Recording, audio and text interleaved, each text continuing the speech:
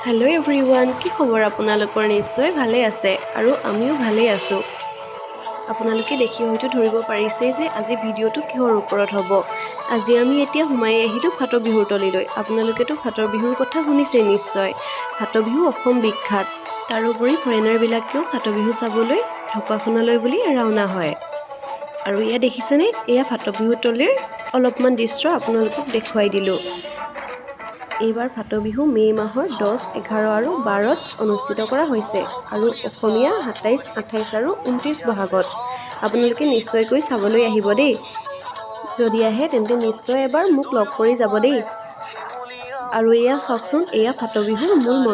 মঞ্চটো ফাট বিহুৰ এই দিনত যে সকলোৱে মুগাৰ সাজ পৰিধান কৰি আহে সেয়েহে সকলোকে বৰ ভাল লাগে ইয়াতে বৰ ধুনীয়াকৈ উদযাপন সমিতিয়ে চকী সজাই দিয়ে আৰু মানুহ বহিব পাৰে এতিয়া পিছে অলপ লেতেৰা হৈ আছে কিন্তু বিহুৰ আখেপাখে ইয়াক সফা কৰা হ'ব ভালদৰে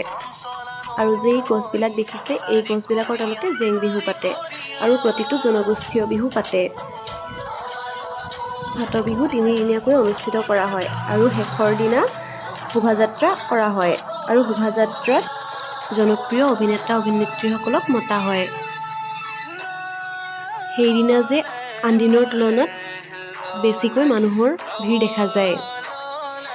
আপোনালোকক আকৌ পুনৰবাৰ